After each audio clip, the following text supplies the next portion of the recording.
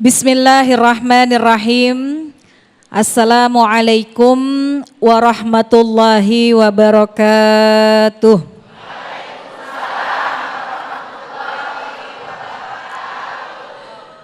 Alhamdulillah. Alhamdulillahilladzi an'ama alaina binikmatil iman wal islam wasihah wassalamah wal afiyah.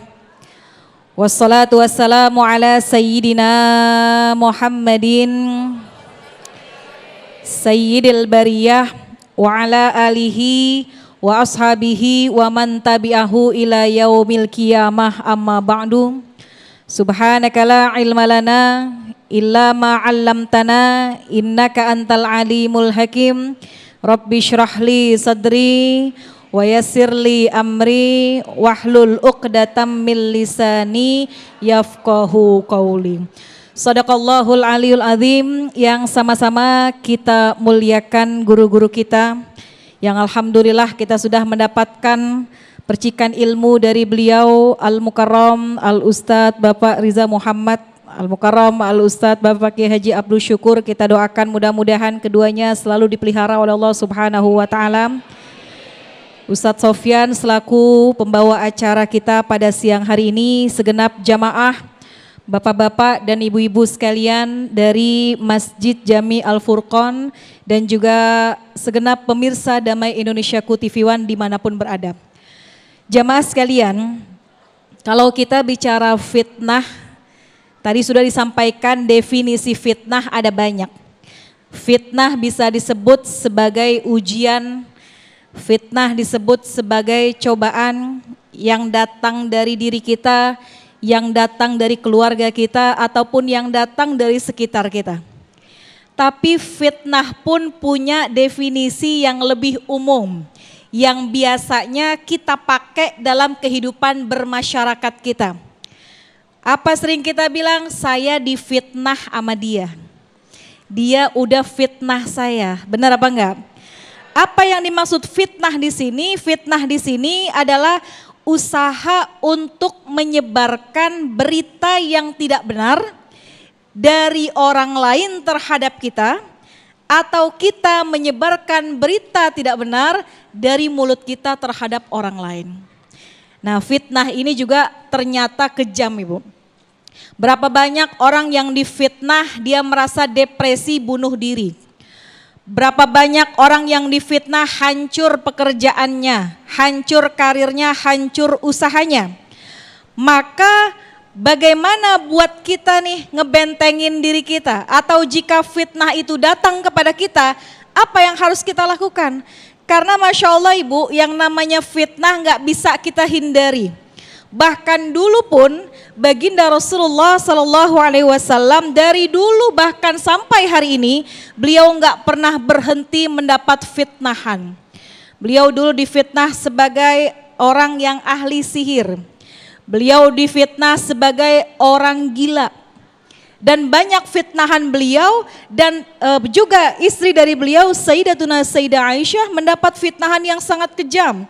Ya, difitnah, dituduh berselingkuh, yang akhirnya dijawab oleh Allah dengan turunnya ayat Al-Quran. Nah, buat kita apa lagi? Yang namanya fitnah gak bisa rasanya kita hindari. Kita gak bisa ngerem mulut orang, betul apa enggak?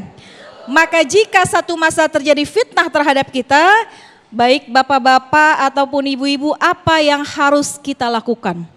Yang pertama, kita dianjurkan, diperintahkan untuk tenangkan hati kita dulu.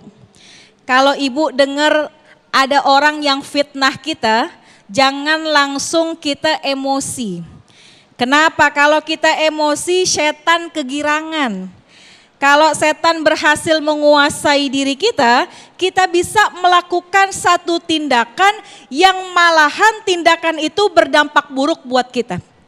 Maka diajarkan dalam agama kalau ada sesuatu hal yang terkait dengan keburukan dan sampai ke telinga kita, pertama kita jaga emosi kita, disuruh sabar. Makanya Ibu, Nabi pernah ngajarin satu doa. Makanya Bapak, Nabi pernah kita suruh ngamalin doa ini. Kalau kita lagi emosi, lagi mendengar berita yang kurang baik tentang kita, sebelum kita bertindak, kita baca doa ini. Apa doanya? Bismillahirrahmanirrahim.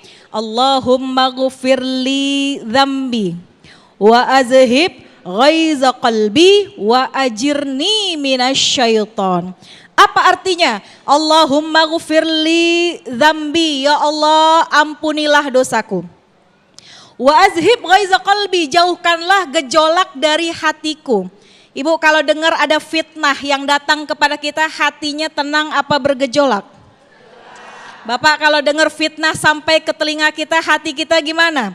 Pasti bergejolak, pasti panas. Tapi kita minta dulu sama Allah, ya Allah, azhib ghaiza qalbi, jauhkan gejolak dari hatiku.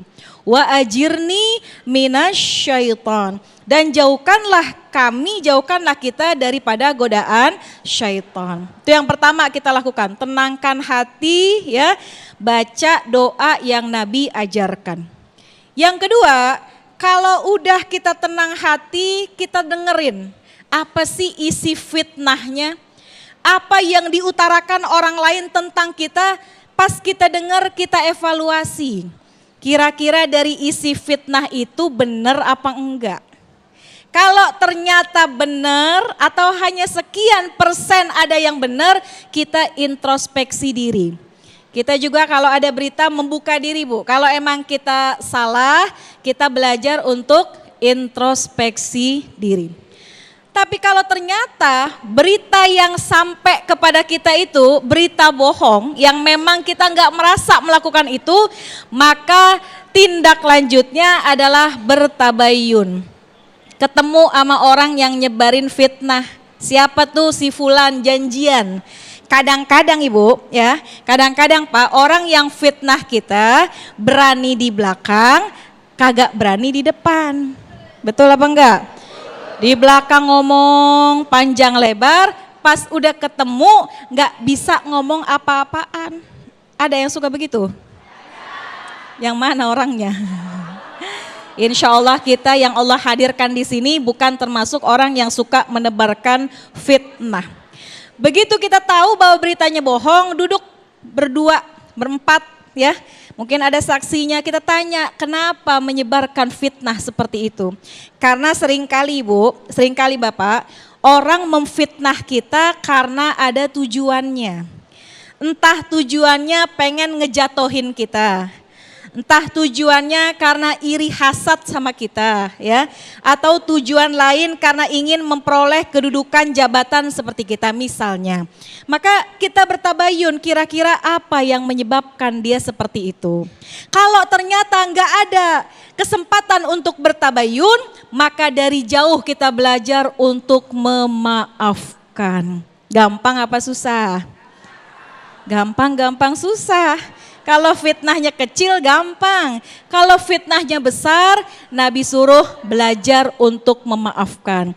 Wal kaziminal ghaiz wal afina anin nas. Orang yang mudah memaafkan orang lain di antara orang ciri-ciri orang yang bertakwa. Sambil kita banyakin doa dalam hati kita biar dijauhkan dari berbagai macam fitnah.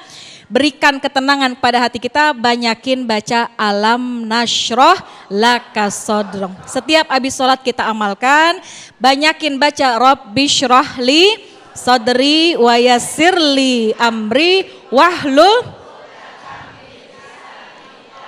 Kita minta ya Allah nih hati kita yang masih suka banyak salahnya, yang masih suka berbuat dosanya, yang masih suka emosinya, berikan ketenangan hati kepada kita. Baca dalam doa kita, karena yang memberikan ujian Allah, yang mengangkat ujian juga Allah. Ujungnya kita tawakal, karena la haula wala quwata illa billahil. Mudah-mudahan Bapak dan Ibu sekalian, Allah jauhkan kita dari lisan yang suka memfitnah orang, dan Allah jauhkan kita dari lisan orang yang suka memfitnah kita. Amin ya rabbal alamin.